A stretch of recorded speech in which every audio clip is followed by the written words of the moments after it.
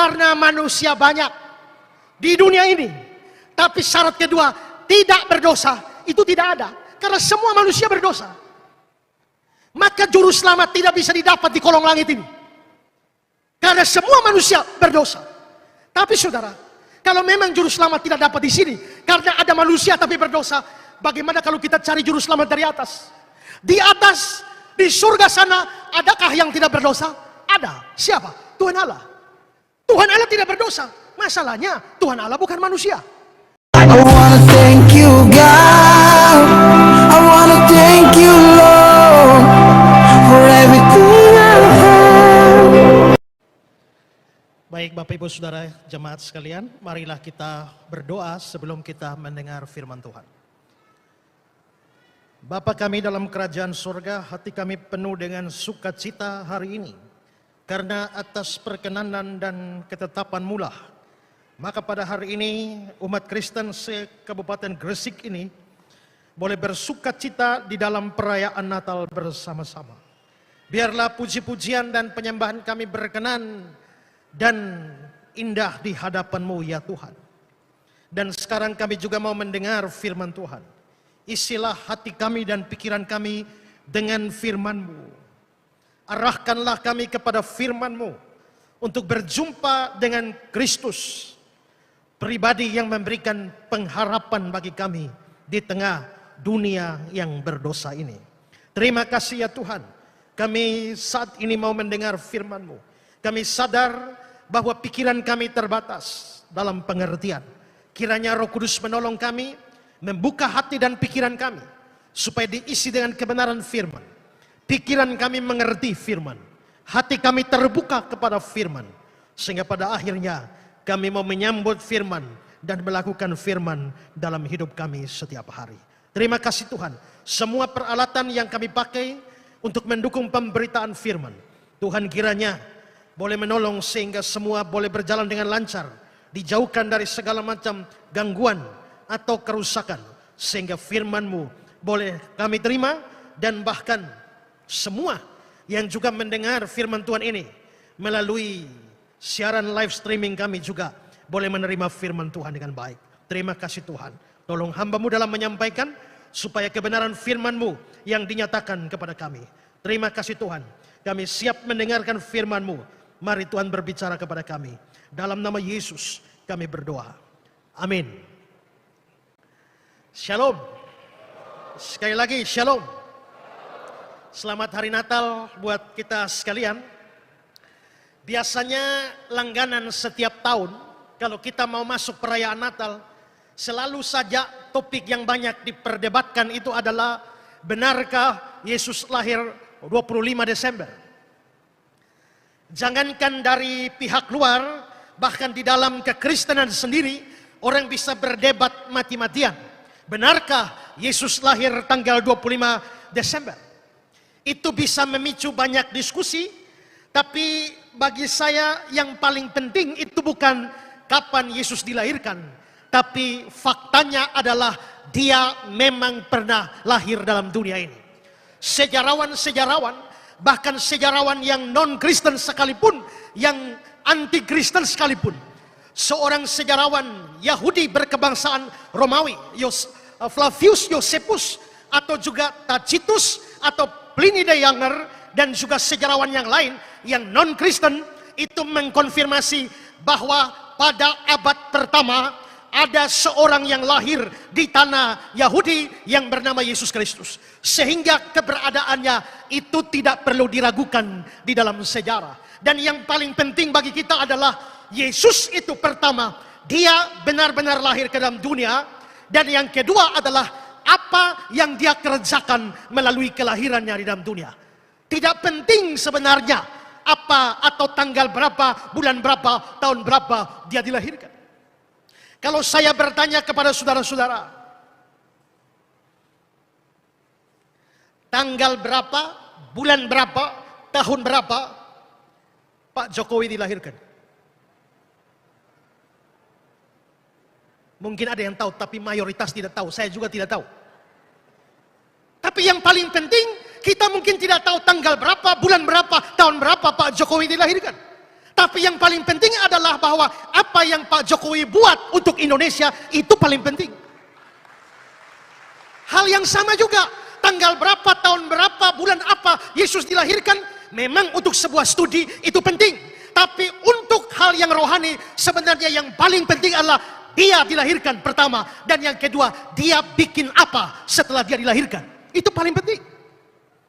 Fakta bahwa umat Kristen di Gresik ini mau bikin perayaan Natal di ujung Januari, itu sebenarnya menunjukkan juga bahwa kita sebenarnya tidak terlalu peduli dengan urusan tanggal. Amin. Amin. Yang penting sekali lagi, Kristus itu sudah lahir dan apa yang dia buat. Saudara-saudara, tema kita Natal membawa pengharapan baru, dan ayat yang diberikan adalah Kolose 1 ayat 27. Kepada mereka Allah memberitahukan betapa kaya dan mulianya rahasia itu di antara bangsa-bangsa lain, yaitu Kristus ada di tengah-tengah kamu. Kristus adalah pengharapan akan kemuliaan.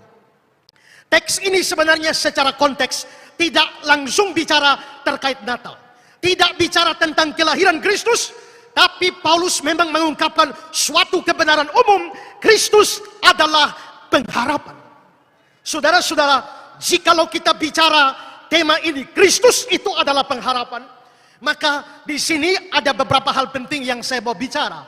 Pertama-tama, saudara, ini berkenaan dengan problem utama manusia. Problem utama manusia itu adalah dosa.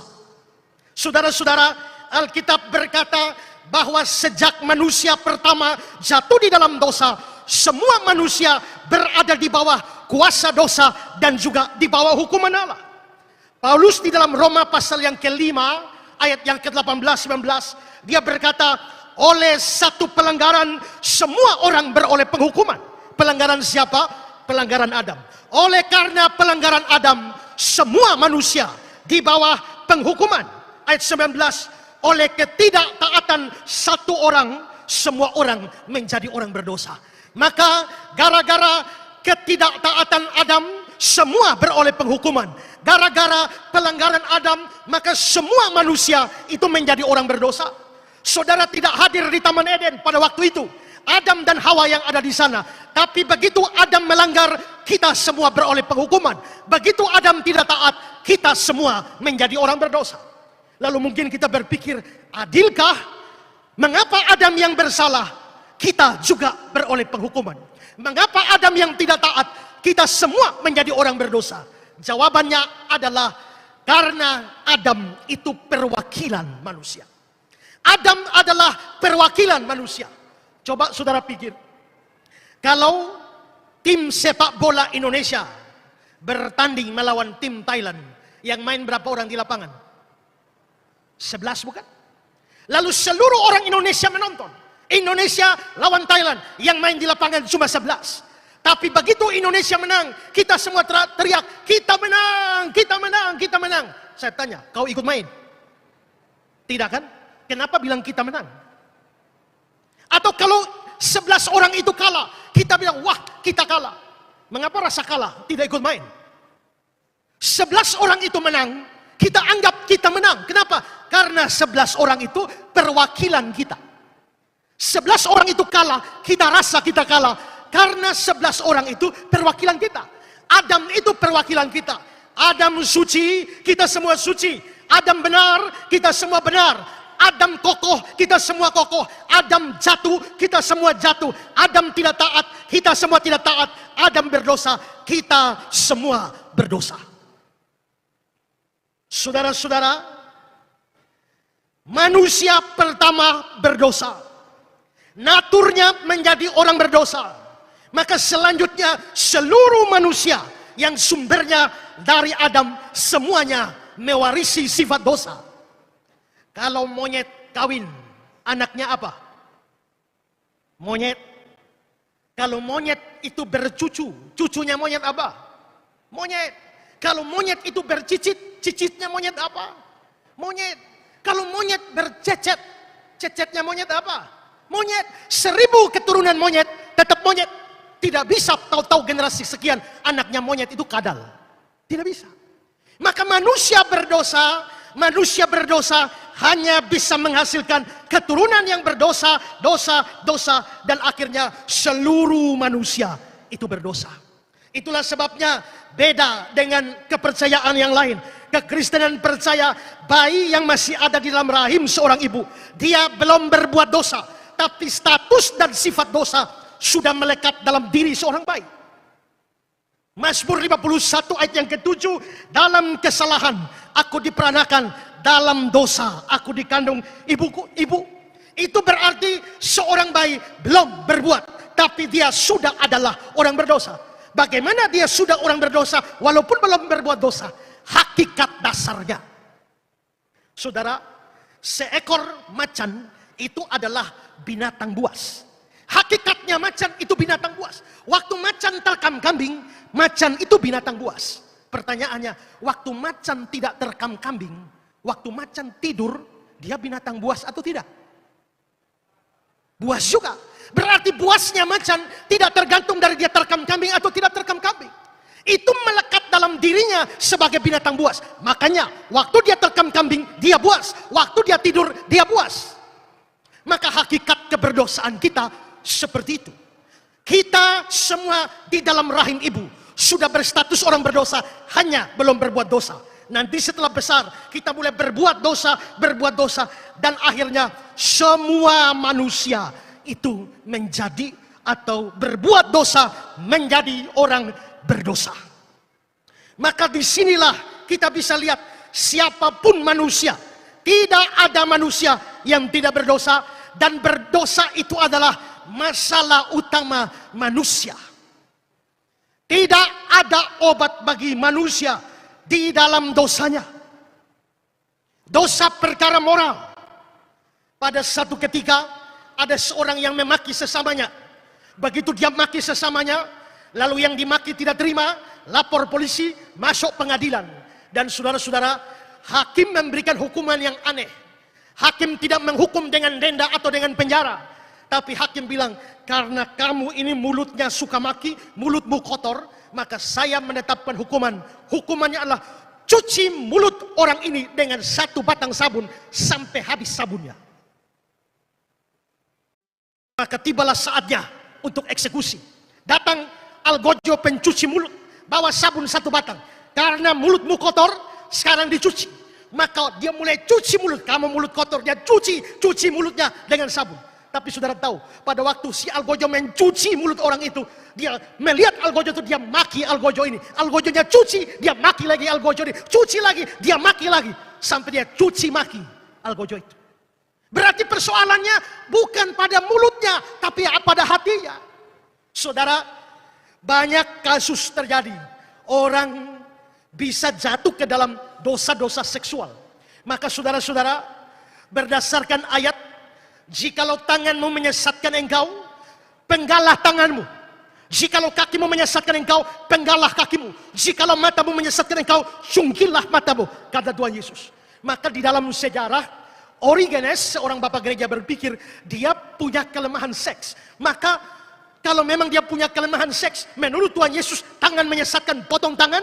Kaki menyesatkan, potong kaki. Mata menyesatkan, cungkil mata. Maka dengan kesadaran, dia mengebiri diri sendiri. Dia kebiri diri sendiri, alat kelaminnya dia potong, supaya dia tidak berdosa secara seksual. Tapi pertanyaannya, apakah persoalannya pada alat seksnya, atau pada pikirannya, atau hatinya? Tuhan Yesus bilang, siapa melihat perempuan dan menginginkannya, terjemahan lama bilang, dan bergerak syahwatnya, sesungguhnya dia sudah berzina di dalam hati.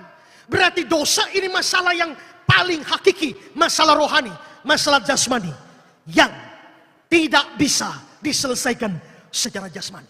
Dan Alkitab berkata, manusia berdosa, berhadapan dengan Allah yang maha suci, berhadapan dengan Allah yang maha adil, yang tak mungkin membiarkan dosa tanpa dihukum. Dalam Nahum 1 ayat 3 dikatakan, Allah itu panjang sabar, besar kuasanya, tapi dia tidak sekali-kali membebaskan dari hukuman orang yang bersalah. Di dunia ini ada orang bersalah tidak dihukum, ada orang yang tidak bersalah dihukum. Tapi di hadapan hakim yang maha adil, tidak mungkin yang bersalah tidak dihukum. dosa sekecil apa saja tidak akan lolos dari hukuman Allah. Maka seluruh manusia adalah orang berdosa. Kita sedang berhadapan dengan keadilan Allah. Dan kitab suci berkata, hukuman bagi dosa itu adalah kematian. Mati, kalau kita baca di Kejadian 2 ayat 17, firman Tuhan kepada Adam, pada hari engkau memakannya, pastilah engkau mati. Pada hari memakan buah, pasti mati. Kalau begitu, seandainya Adam makan buah hari Rabu Adam harus mati. Seandainya Adam makan hari Jumat harus mati. Tapi ternyata setelah Adam itu makan buah, apakah Adam langsung mati? Tidak. Adam masih hidup sampai 930 tahun. Apakah itu berarti Alkitab bohong? Setan yang benar? Tidak. Kenapa? Karena mati itu ada 3 macam. Pertama, mati rohani. Mati rohani itu terpisah dari Allah. Jadi sekalipun masih bernapas, tapi terpisah dari Allah. Adam begitu makan buah itu, diusir dari Taman Eden. Berarti Adam langsung terpisah dari Allah. Adam langsung mengalami yang namanya kematian rohani. Setelah kematian rohani, menyusul kematian yang kedua, yakni mati jasmani, putus napas. Pertama, putus hubungan dengan Allah. Kedua, putus napas, mati jasmani. Semua kita akan mati jasmani. Maka saya selalu berkata, sadarlah, saudara dan saya ini adalah calon-calon almarhum, calon-calon almarhumah. Makin ulang tahun biasa kita nyanyi, panjang umurnya, panjang umurnya. Tapi dari sisi yang lain, tahukah kita bahwa sebenarnya Tuhan sudah jatah kita umur berapa? Kalau Tuhan kasih jatah saudara, mati umur 60 tahun. Begitu saudara ulang tahun ke-50, stokmu sisa 10.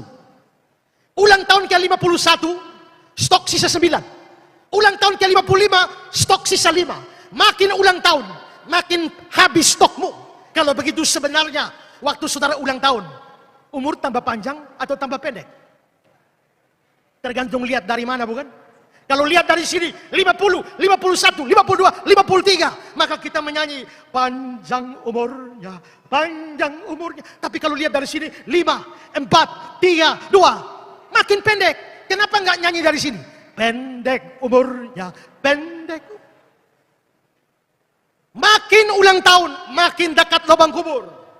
Semua kita manusia menemukan obat anti ini, anti itu, tapi tidak pernah ada obat anti mati. Sudah saatnya mati, tidak bisa lolos. Belum saatnya mati, tidak akan mati. Ada kapal tenggelam, ada atlet renang ikut di situ dan mati tenggelam. Tapi ada bayi 3 bulan, kok bisa tidak mati, bisa selamat? Kenapa? Belum saatnya mati, tidak akan mati. Saatnya mati, tidak bisa lolos. Dari Irak ada sebuah cerita tentang seorang tuan yang mempunyai seorang budak. Si budak ini satu hari pergi ke pasar, lalu dia bertemu dengan malaikat maut. Mereka percaya malaikat maut itu malaikat yang cabut nyawa. Jadi sampai ketemu malaikat maut, artinya siap-siap jadi almarhum. Lalu si budak pergi ke pasar, dia ketemu malaikat maut. Lalu malaikat maut melambai-lambai. Mari, mari. Maka takutlah si budak, pucatlah dia, lari pulang ke rumah. Sampai ke rumah, tuannya lihat, hei hambaku, kenapa kau pucat sekali? Lalu si hamba bilang, Tuan, tadi aku di pasar ketemu malaikat maut, dia pasti mau cabut nyawaku. Dia lambai-lambai panggil aku. Oh Tuan, dia pasti cabut nyawaku, aku takut sekali Tuan. Tuan, tolong aku. Tuannya bilang, bagaimana? Tuan, berikanlah saya seekor kuda, saya mau lari jauh dari sini. Lalu Tuan tanya, memangnya kau mau lari kemana? Saya mau lari ke kota yang paling ujung sana, namanya kota Samara. Saya takut, saya mau ke Samara. Si Tuan kasihan, kasih dia kuda. Langsung pagi itu dia lari ke kota Samara. Si Tuan penasaran. Si Tuan pergi ke pasar cari malaikat maut. Sampai ketemu malaikat maut. Si Tuan tanya, malaikat maut, kenapa kau menakut-nakuti hambaku? Lalu malaikat maut bilang, siapa yang menakut-nakuti dia? Saya tidak menakut-nakuti dia. Tapi si Tuan berkata, tapi kau melambai-lambai memanggil dia. Kamu mau cabut nyawanya. Si malaikat maut bilang, tidak. Terus ngapain kamu panggil dia? Saya panggil dia karena saya penasaran, kepengen tanya. Menurut yang tersurat, malam ini saya harus jemput dia di kota Samara. Yang saya kaget adalah, mengapa dia ada di sini sekarang? Jadi rupanya dia lari. Dia lari bukan menjauh kematian. Seorang pernah berkata, pendeta, saya kepengen tahu saya mati di mana. Supaya apa? Supaya saya tidak akan pernah pergi ke situ. Kalau saya tahu saya akan mati di Gresik, sampai kapanpun saya tidak akan datang ke Gresik. Tapi siapa bisa menghindar kematian? Tidak bisa. Dan saudara-saudara, kematian yang ketiga, pertama rohani, pisah dengan Allah. Dua, jasmani, putus napas. Dan kematian yang ketiga itu adalah kematian kekal. Dan kematian kekal itu adalah masuk ke dalam neraka sekali selama-lamanya. Saudara, Alkitab bicara ada neraka. Banyak orang sekarang tidak percaya neraka. Banyak pendeta tidak percaya neraka. Tapi tahukah saudara, siapakah di Alkitab yang paling banyak bicara tentang neraka? Tokoh yang paling banyak bicara neraka bukan nabi, bukan rasul, tapi Tuhan Yesus Kristus sendiri. Dia tokoh paling banyak bicara neraka. Berarti neraka sungguh-sungguh ada. Biarpun neraka tidak kelihatan, kita tidak tahu di mana neraka, di mana surga. Seperti kita tidak tahu di mana Allah, karena itu dimensinya lain dari dimensi kita, dimensi rohani. Tapi saudara-saudara, kita percaya juga bahwa yang tidak terlihat belum tentu tidak ada. Yang terlihat belum tentu ada. Yang terlihat bisa jadi hanya fata morgana. Tapi yang tidak terlihat itu belum tentu tidak ada. Listrik itu tidak terlihat. Listrik tidak tahu bentuknya segitiga, segi empat, bulat atau lonjong. Tapi kalau saudara tidak percaya ada listrik, coba pegang kabel telanjang. Saudara langsung ngerti bahwa listrik ada, bukan? Nah, maka manusia berdosa diancam oleh tiga kematian. Mati rohani, mati jasmani, dan mati kekal. Dan saudara-saudara, itulah yang dialami oleh manusia berdosa. Lalu saudara-saudara, jadi manusia berdosa, berada di bawah kuasa dosa, dan di bawah ancaman hukuman Allah. Ini hal pertama yang saya bicarakan. Hal kedua yang saya bicarakan adalah tidak ada harapan bagi manusia berdosa untuk lolos dari hukuman Allah. Tidak ada harapan sama sekali. Saudara-saudara, apakah yang diharapkan manusia berdosa supaya lolos dari hukuman Allah? Hampir seluruh kepercayaan di kolong langit ini mengajarkan bahwa supaya manusia bebas dari hukuman Allah, lolos dari neraka, dan pindah ke surga, asalkan manusianya rajin berbuat baik. Hampir semua agama mengajarkan demikian, bahwa perbuatan baik manusia, amal salehnya, itu mempunyai andil di dalam meloloskan dia dari hukuman Allah. Tapi saudara, sementara ada banyak kepercayaan yang demikian, kitab suci kita mengajarkan lain, bahwa tidak ada manusia bisa dibenarkan karena perbuatan baik. Galatia 2 ayat 16, tidak ada seorang pun yang dapat dibenarkan karena melakukan hukum Taurat. Bahkan seandainya kita bisa berbuat baik, menurut Yesaya 64 ayat 6, segala kesalehan kita seperti kain kotor. Segala kesalehan kita, bukan kesalahan, bukan dosa, tapi kesalehan, perbuatan baik kita seperti kain kotor. Ini bukan kain pel, ini bukan kain lap meja, bukan. Kalau diperiksa ayat ini lebih dalam, ini bicara soal kain pembalut wanita waktu haid, waktu datang bulan zaman dulu.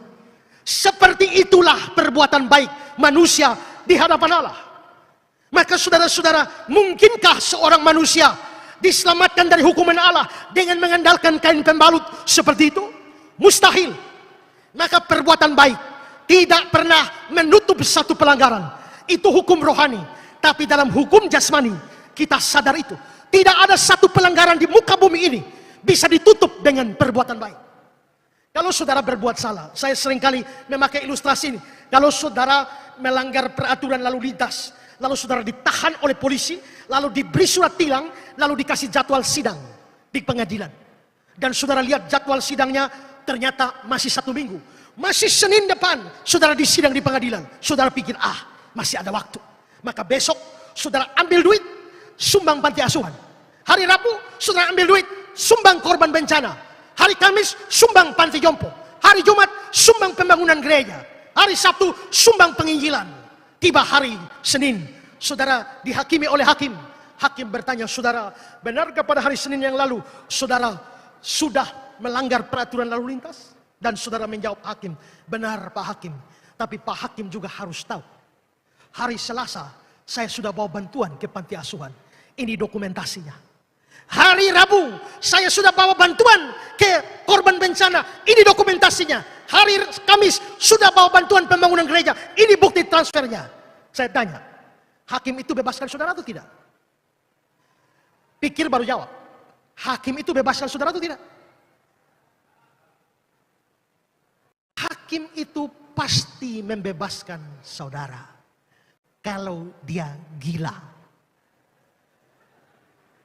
Kalau hakimnya gila, dia bebaskan saudara. Tapi kalau dia waras, tidak peduli kamu bawa korban untuk bantu bencana alam, bantu panti asuhan, sumbang pembangunan gereja, tapi pelanggaranmu tidak bisa ditutupi dengan semua itu. Di dalam hukum dunia saja, perbuatan baik, amal saleh tidak menutup pelanggaran. Bagaimana bisa dalam hukum Allah amal saleh kita menutup dosa kita? Tidak. 1000 perbuatan baik tidak bisa tutup dosa satu. Masalahnya dosa kita lebih banyak dari perbuatan baik kita. Mau tutup mana tinggal mana? Tidak bisa tutup. Maka disinilah kekristenan ajarkan, tidak ada perbuatan baik bisa tutup pelanggaran. Maka 1000 kali, 1.000.000 kali kamu berbuat baik, kamu tetap pergi ke neraka karena kamu orang berdosa. Lalu saudara-saudara, berarti solusi pertama tidak bisa berbuat baik, tidak ada harapan. Bagaimana kalau orang berdosa berhenti berdosa? Adakah harapan untuk lolos? Tidak ada. Kalau ada orang berdosa, dia pasti akan masuk neraka. Kalau dia berhenti berdosa, dia tetap masuk neraka. Kalau ada penjahat, dia akan masuk neraka. Bagaimana kalau dia berhenti jahat, tetap masuk neraka? Seorang perampok berhenti merampok, tetap binasa. Seorang pelacur, seorang pembunuh, atau dosa apapun, berhenti dosanya, tetap akan binasa. Mengapa seperti itu? Karena Alkitab melihat dosa itu sebagai hutang di hadapan Allah. Doa Bapa kami, ampunilah kami akan kesalahan kami. Dalam bahasa asli Alkitab, bahasa Yunani, kata kesalahan di situ adalah opeilema. Dan opeilema secara harfiah diartikan hutang kami. Makanya ampunilah kami akan kesalahan kami, our debts di dalam terjemahan King James. Orang yang bersalah kepada kami, debtor, ingat debts collector, itu penagih hutang. Maka dosa itu hutang. Hari ini saudara maki orang, hutang 1. Besok minggu saudara absen gereja, hutang 2. Lalu saudara punya pikiran kotor, hutang 3. Tiap hari dosa, hutang saudara. Kalau sekarang saudara umur 50-60 tahun, hitung dosamu dari saat kamu kecil sampai hari ini. Berapa hutangmu di hadapan Tuhan?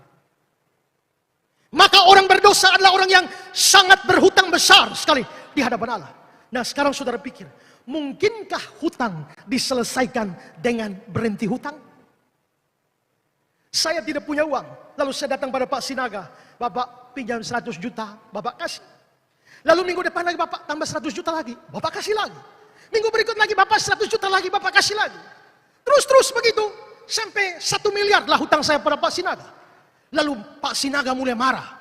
Pak Esra, hutangmu sudah 1 miliar. Ini hutang terus. Lalu saya bilang, Pak Sinaga, saya minta maaf. Saya janji sungguh-sungguh pada Pak Sinaga.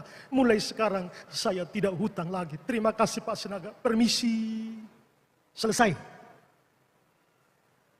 Bukankah tadi saya berhutang dan sekarang saya sudah berhenti hutang? Selesai? Tidak. Kenapa? Karena hutang itu perlu pembayaran. Berhenti hutang nomor 2. Nomor 1, bayar hutangmu. Berhenti berdosa nomor 2. Tapi bayar hutang dosamu itu nomor 1. Kita orang berdosa, kita berhutang di hadapan Allah. Kalau kita berhenti berdosa, beres? Tidak. Nomor 1, bayar setiap hutang dosamu. Nomor 2, baru berhenti dosa. Berhenti dosa bisa. Tapi bayar hutang dosa ini bagaimana? Bayar pakai apa? Pakai nyawa. Kenapa? Karena upah dosa ialah maut. Maka di sini saudara, kita bisa lihat bagi orang berdosa, bagaimana bisa lolos dari hukuman Allah. Berbuat baik tidak bisa. Berhenti berdosa tidak bisa. Lalu apa lagi? Tidak ada jalan lagi. Maka betul-betul seluruh dunia yang berdosa tidak ada harapan lolos dari hukuman Allah. Semua manusia, bukan hanya orang Kristen saja. Semua manusia di kolong langit ini tidak ada harapan untuk lolos dari hukuman Allah. Nah terus bagaimana? Kalau mau lolos, saya sudah nggak bisa bayar utang pada Pak Sinaga. Saya butuh orang lain bayarin hutang saya. Maka saya, Pak Ketua Bamak, bisakah bayarin utang saya? Kalau Bapak mau, Bapak jadi juru selamat saya. Maka kalau kita tidak bisa lolos, tidak ada harapan, maka solusinya harus ada juru selamat. Tapi juru selamat itu dari mana? Tidak bisa sembarang orang jadi juru selamat. Jadi juru selamat itu minimal 2 syarat. Syarat pertama, harus manusia. Kenapa? Karena yang berdosa manusia. Syarat kedua adalah harus tidak berdosa sama sekali. Kenapa? Karena kalau juru selamatnya berdosa, juru selamatnya juga tidak selamat. Dengar baik-baik apa yang saya katakan ini. Syarat masuk neraka itu dosa 1. Karena Alkitab bilang upah dosa ialah maut. Bukan upah dosa-dosa ialah maut. Berarti 1 dosa cukup untuk masuk neraka. Apalagi dosa banyak. Maka kalau juru selamatnya berdosa 1 saja, juru selamatnya akan masuk neraka. Juru selamatnya juga binasa. Juru selamat harus diselamatkan. Maka syarat juru selamat nomor 1 harus manusia. Nomor 2 harus tidak berdosa. Maka saudara-saudara perhatikan bagaimana kita bisa mendapatkan juru selamat ini. Manusia tidak berdosa.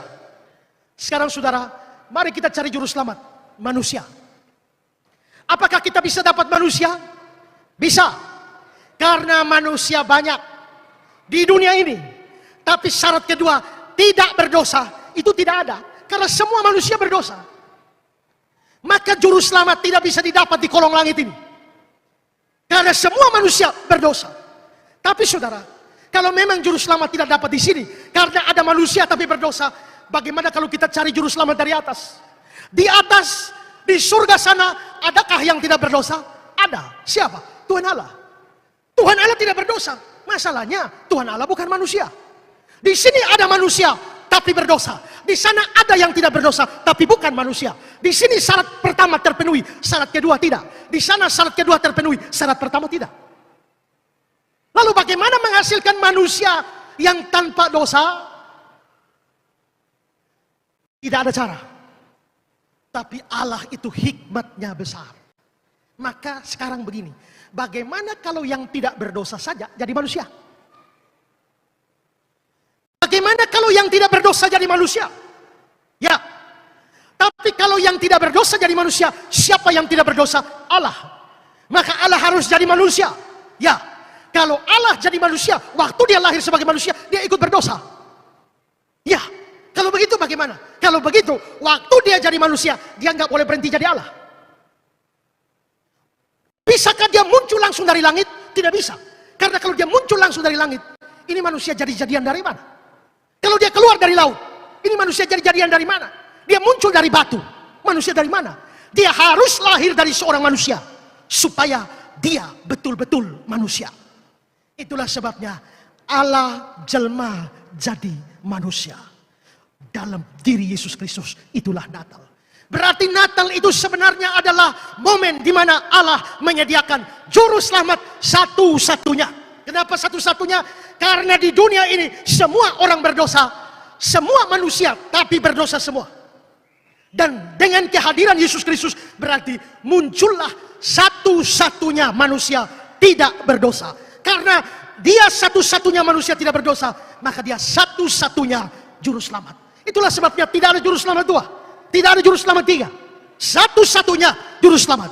Natal adalah momen di mana Allah menyediakan satu-satunya juru selamat bagi dunia. Sekarang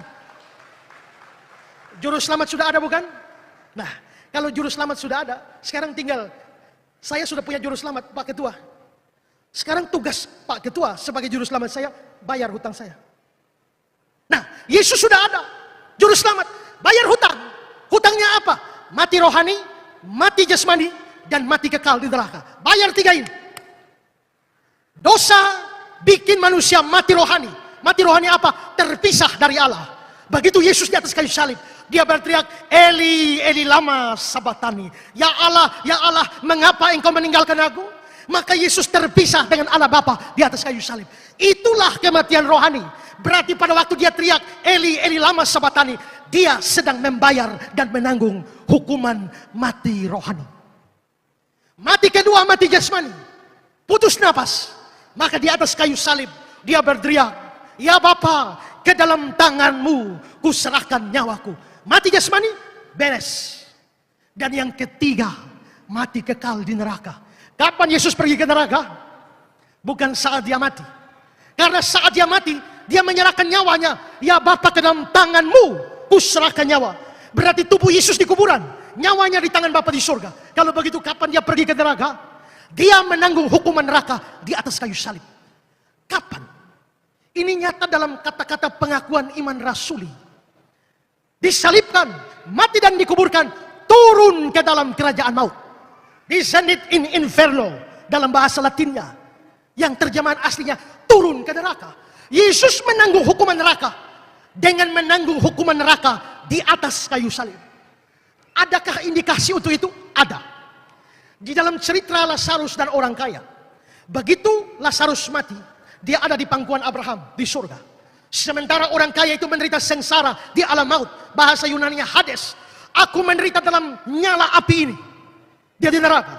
Sementara orang kaya di neraka, dia bilang, Bapak Abraham, suruhlah Lazarus bawa setitik air, karena aku sedang menderita kehausan. Charles Haddon Spurgeon lalu berkata bahwa itu berarti di neraka ada semacam kehausan yang kekal. Dan di atas kayu salib, tidak kebetulan Yesus berteriak, aku haus. Itu berarti hukuman neraka sedang dipikul di atas kayu salib. Maka saudara-saudara, kematian rohani beres, kematian jasmani beres, kematian kekal di neraka beres. Maka setelah tiga itu beres, Yesus lalu berteriak, tetelestai, sudah selesai, sudah genap, sudah lunas. Saudara-saudara, seluruh hukuman dosa sudah lunas. Maka itulah sebabnya dalam Kolose 2 ayat yang ke-13, dia mengampuni segala pelanggaran kita dengan menghapuskan surat hutang yang oleh ketentuan hukum mendakwa dan mengancam kita, dan itu ditiadakannya dengan melakukannya pada kayu salib. Maka di atas kayu salib seluruh hutang dosa kita beres, sudah selesai. Tiap kali saya merenungkan kalimat ini, saya bersyukur sekali. Kenapa? Karena saya bayangkan seandainya di atas kayu salib Yesus berteriak, hampir selesai. Atau dia berteriak, sebagian besar selesai. Kalau sebagian besar selesai, lalu saya harus menanggung sebagian kecil, itu sudah layak melempar saya ke neraka. Sekarang, kalau Pak Ketua sudah jadi juru selamat saya, utang saya ada 1 miliar. Kalau Pak Ketua sudah bayar, selesai Pak Ketua bayar, lalu bilang, Pak Esra, saya sudah bayar. Berapa Pak? 900 juta. Sisa 100 juta. Saya masih takut ketemu Bapak. Masih. Kenapa? Belum lunas. Tapi kalau Pak Ketua bilang, Pak Esra, saya sudah bayar lunas semuanya, 1 miliar, seluruhnya tidak tersisa. Apakah saya takut ketemu Pak Sinaga? Tidak. Kenapa? Hutang saya sudah beres. Sekarang saya sudah bebas. Sekarang saya sudah bebas. Sekarang saya bebas. Karena hutang saya lunas seluruhnya. Nah, kalau sudah sekarang seluruh hukuman saya, hukuman mati secara rohani, mati jasmani, mati kekal, sudah lunas di atas kayu salib. Pertanyaannya, layakkah saya dihukum Allah lagi? Sedangkan seluruh hukuman saya sudah dipikul Kristus. Roma 8 ayat 1. Sekarang tidak ada penghukuman lagi bagi mereka yang ada dalam Kristus. Itulah sebabnya di dalam kekristenan kita bisa pasti akan keselamatan kita. Kita pasti akan keselamatan kita. Kita selamat, bukan kemungkinan besar, bukan mudah-mudahan, tapi pasti. Yesus berkata, aku memberikan hidup kekal pada mereka. Mereka pasti tidak akan binasa sampai selama-lamanya. Seorang pun tidak bisa merebut mereka dari tanganku. Kalau begitu, tadi tanpa Natal tidak ada harapan. Sekarang Natal sudah terjadi. Kristus satu-satunya juru selamat sudah diberikan. Maka sekarang harapan hidup kekal, harapan untuk lolos dari hukuman Allah, harapan untuk pergi ke surga, itu bisa menjadi kenyataan. Haleluya, puji Tuhan. Karena itu saudara-saudara, tapi biarpun harapan itu juru selamat sudah ada, Tapi juru selamat itu perlu diterima. Karena begitu besar kasih Allah akan dunia ini, supaya setiap orang yang menerimanya beroleh hidup yang kekal. Logikanya, yang tidak menerima tetap binasa. Allah sudah menyediakan juru selamat satu-satu. Maka langkah pertama yang harus saudara lakukan adalah terima juru selamat itu. Sambut juru selamat itu. Tidak peduli kita sudah Kristen berapa lama. Pertanyaannya adalah, kamu sudah pernah buka hati terima Kristus sebagai juru selamat di hatimu atau tidak? Jikalau tidak, biarpun juru selamat ada, kamu tetap binasa. Kecuali kamu percaya. Yang kedua, kalau itu juru selamat satu-satunya, maka setiap saudara yang sudah selamat punya tanggung jawab beritakan Injil. Karena ada banyak orang antri masuk neraka setiap hari. Charles Haddon Spurgeon berkata, aku tidak percaya kamu benar-benar telah mengecap madu Injil kalau kamu bisa memakan semuanya sendirian. Setiap orang, setiap gereja yang sudah merasakan keselamatan dalam Kristus wajib beritakan keselamatan itu. Hai, siarkan di gunung, itu lagu yang dinyanyikan paduan suara tadi. Siarkan bahwa Kristus satu-satunya juru selamat telah lahir. Karena itu harapan baru sudah ada. Kristus yang adalah pengharapan akan kemuliaan Allah. Pertanyaannya adalah, maukah kau sambut dia? Seorang anak kecil mengambil seekor jangkrik di tangannya. Jangkriknya masih hidup. Lalu dia datang pada Pak Profesor. Pak Profesor, coba tebak.